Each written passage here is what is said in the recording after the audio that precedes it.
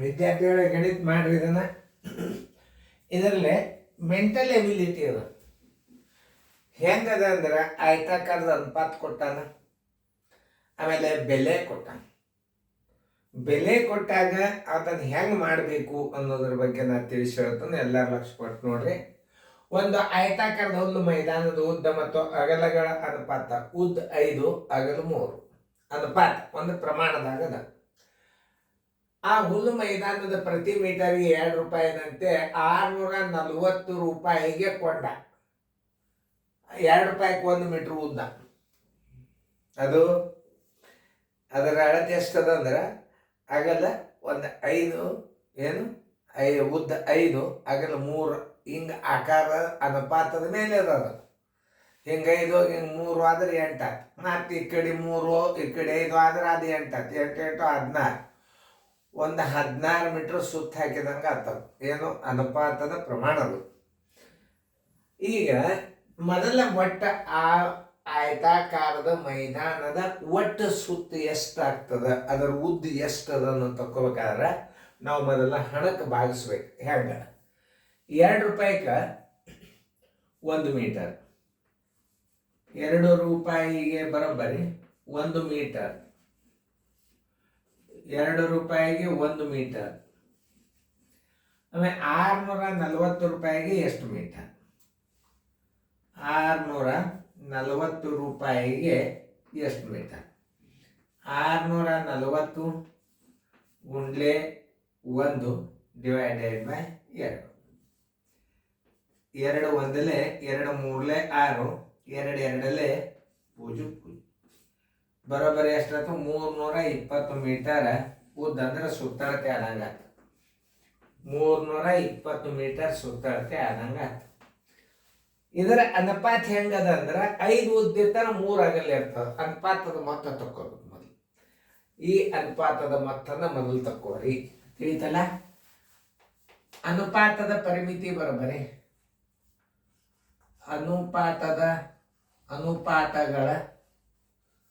ಅನುಪಾತಗಳ ಪರಿಮಿತಿ ಬರೋಬ್ಬರಿ 2 ದುಂಡು ಕೌಂಸ್ ಉದ್ದ ಪ್ಲಸ್ ಅಗಲ. 2 ದುಂಡು ಕೌಂಸ್ 5 ಪ್ಲಸ್ 3 ಬರೋಬ್ಬರಿ 2 ಗುಂಡ್ಲೆ 8 ಬರೋಬ್ಬರಿ 16 ಪರಿಮಿತಿ ಬರ್ತದೆ. ಇದನ್ನು ಸರಿಯಾಗಿ ಅರ್ಥ ಮಾಡ್ಕೋಬೇಕು ನೀವು ಮೊದಲು. 16 ಪರಿಮಿತಿ ಇದ್ದಾಗ 5 ಉದ್ದ ಇರ್ತದ. ಇದು ಸುತ್ತಂದ್ರೆ ಪೂರ್ತಿ ಸುತ್ತಂದ್ರೆ ಇದು ಪರಿಮಿತಿ ಇದ್ದಂಗೆ. ಇದು ಈಕ್ವಲ್ ಸುತ್ತಳತೆ ಅಂತ ತಿಳ್ಕೊಬೇಕು. ಸುತ್ತದ ಅಂದ್ರೆ ಸುತ್ತಳತೆ. ಈ 320 ಮೀಟರ್ಗೆ ಉದ್ದ ಎಷ್ಟಾಗ್ತದ, ಅಗಲ ಎಷ್ಟಾಗ್ತದ ಅನ್ನೋದು ಹೇಳೋದೇ ಆ ಅನುಪಾತ.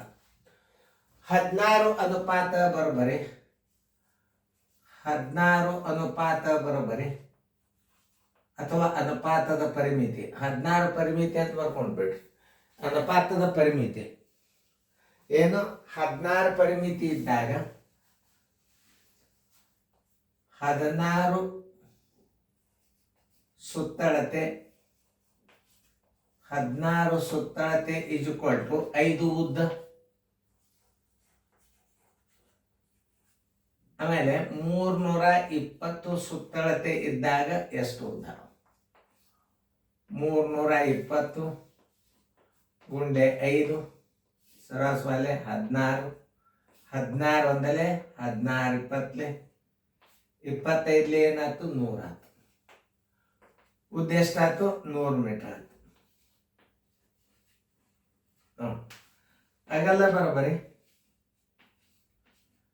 ಅಗಲ ಬರೋಬ್ಬರಿ ಸುತ್ತಳತೆ ಸರ್ವಾಸ್ ಬಾಗಿಲೆ 2 ಮೈನಸ್ ಉದ್ದ. ಸರಳ ರೀತಿ ಇವೆಲ್ಲ.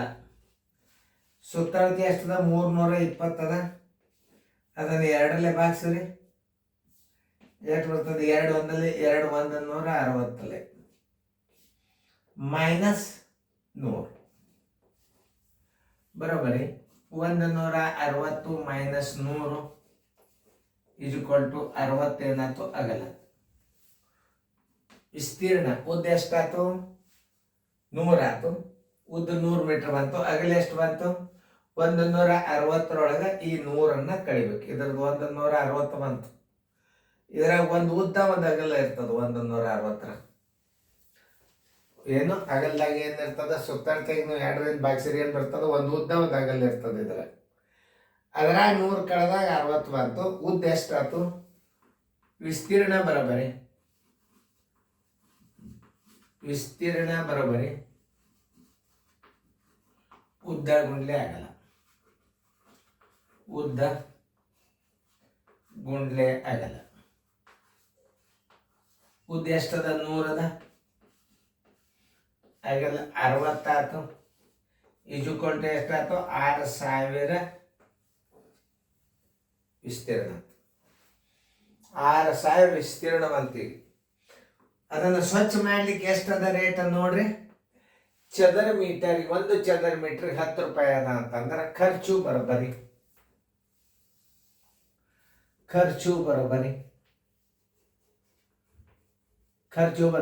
6000 ಚದರ ಮೀಟರ್ಗ 10 ರೂಪಾಯಿ ಅದಂಗಂದ್ರೆ 1 10 ಅಂದ್ರೆ ಬರೋಬರಿ 6, 1, 2, 3, 4 ಬರೋಬರಿ. ಆನ್ಸರ್ ಈಜ್ವಲ್ ಟು 60,000 ರೂಪಾಯಿ ಖರ್ಚು. ಲೆಕ್ಕ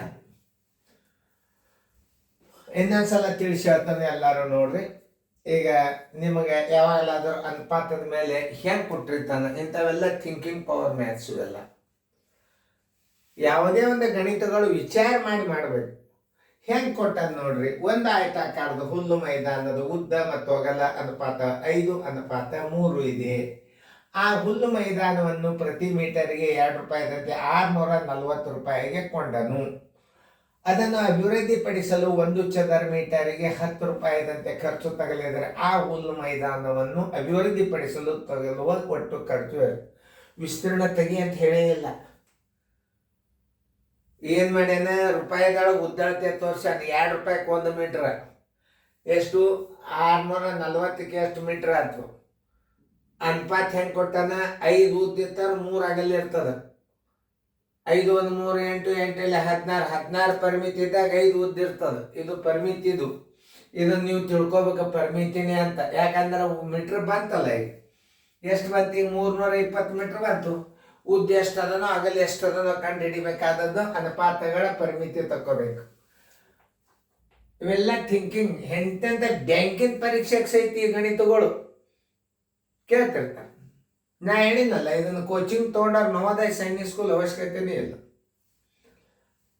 ನೋಡು ಅನುಪಾತಗಳ ಪರಿಮಿತಿ 2 ಉದ್ದ ಪ್ಲಸ್ ಅಗಲ 16 ಪರಿಮಿತಿ ಆಯ್ತು. ಅನುಪಾತದ ಪರಿಮಿತಿ 16 ಸುತ್ತಳತೆ ಇದ್ದಾಗ 5 ರೂಪಾಯಿ 5 ಉದ್ದ. 320 ಸುತ್ತಳತೆ ಇದ್ದಾಗ 100 ಉದ್ದ. ಉದ್ದ 100 ಬಂದದಂದ್ರೆ ಸುತ್ತಳತೆಗೆ ಏನು ಮಾಡಬೇಕು. ಸುತ್ತಳತೆ ಬರುವಾಗ 2 ಉದ್ದ 2 ಅಗಲಗಳ ಮೊತ್ತಕ್ಕೆ ಸುತ್ತಳತೆ ಎನ್ನುತ್ತಾರೆ. ಆ ಸುತ್ತಳತೆಗೆ ನೀವು ಜರ್ 2ರಲ್ಲಿ ಭಾಗಿಸಿಬಿಟ್ರಿ ಅಂದ್ರೆ 1 ಉದ್ದ 1 ಅಗಲ ಸಿಗ್ತದೆ. 2 ಉದ್ದ 2 ಅಗಲಗಳ ಮೊತ್ತನೇ ಸುತ್ತಳತೆ. ಆ ಸುತ್ತಳತೆಗೆ ನೀವು 2ರಿಂದ ಭಾಗಿಸಿಬಿಟ್ರೆ ಏನು ಬರ್ತದ 1 ಉದ್ದ 1 ಅಗಲ ಬರ್ತದೆ. ಉದ್ದಂತೂ ಸಿಕ್ಕರಿ. ಸುತ್ತಳತೆಗೆ ನೀವು 2ರಿಂದ ಭಾಗಿಸಿದಾಗ 160 ಬಂತು. 160 ಇಟ್ಟೆ. ಇದು ಉದ್ದಳತೆ ಸಿಕ್ಕದ. ಆ ಉದ್ದ ಕಳೆದ್ಬಿಟ್ರೆ 60 ಮೀಟ್ರ್ ಏನಾಯ್ತು ಅಗಲ. ಇನ್ನೂ ಹಂಗೆ ರೀತಿ ಪ್ರಕಾರ ಬಿಡಿಸಿದ್ರೆ ಭಾಳ ಅದ. ಯಾಕಂದ್ರೆ ಈಗ ನಿಮಗೆ ಶಾರ್ಟ್ ಮೆಥಡ್ದಾಗ ಮಾಡೋದಿರ್ತದೆ.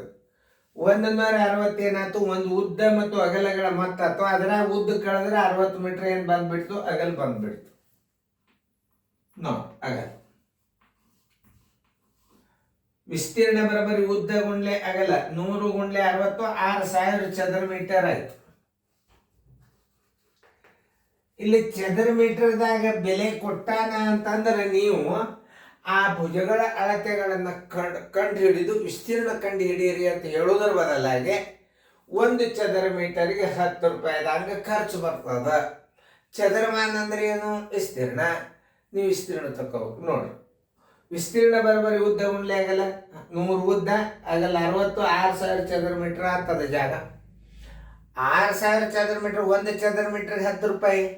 ಪಾಸರೊಳಗ 6,000ಕ್ಕೆ ಒಂದು 10ರಲ್ಲಿ ಗುಣಾಕಾರ 60,000 ರೂಪಾಯಿ ಖರ್ಚು ಬಂತು. ಇಂಥ ಗಣಿತಗಳನ್ನು ಪದೇ ಪದೇ ನೀವು ಈ ಯೂಟ್ಯೂಬ್ ಚಾನಲ್ ಕಂಟಿನ್ಯೂ ನಿಮ್ಮ ಜೀವನದಿಂದ ಅಭ್ಯಾಸ ಹೆಂಗೆ ಹಾಕಬೇಕು ಅನ್ನೋದು ಸಹಿತ ಎಲ್ಲ ನಿಮಗೆ ಪರ್ಟಿಕ್ಯುಲರ್ ಯೂಟ್ಯೂಬ್ ಚಾನಲ್ ಸ್ಟಾರ್ಟ್ ಆಗ್ಲಿಕ್ಕತ್ತದ. ನೋಡ್ಕೋರಿ, ಫೇರ್ದಾಗ ಬರ್ಕೋರಿ. ಈಗ ನಾ ಹೇಳಾಗ ನಿಮ್ಗೆ ಅಡ್ಡ ಬಂದಿರ್ತದೆ, ನಾ ದೂರ ಸರದಾಗ ಮ್ಯೂಟ್ ಮಾಡಬೇಕು. ಇನ್ನೊಂದ್ಸಲ ಗಣಿತನ ತಿಳಿಸಿ ಹೇಳಿದ್ದನ್ನು ಮತ್ತೆ ಹೊಳ್ಳಿ ನೋಡ್ಬೇಕು. ನೀವು ನೋಡಿದಿಂದ ಏನು ಮಾಡಬೇಕು, ಫೇರ್ದಾಗ ಬರ್ಕೋಬೇಕು, ಕ್ಲೋಸ್ ಮಾಡಬೇಕು. ತಿಳಿತಲ್ಲ ನಿಮಗೆ? ಫೇರ್ದಾಗ ಬರ್ಕೊಡ್ರಿ, ಮ್ಯೂಟ್ ಮಾಡಿರಿ, ಫೇರ್ದಾಗ ಬರ್ಕೊಡ್ರಿ.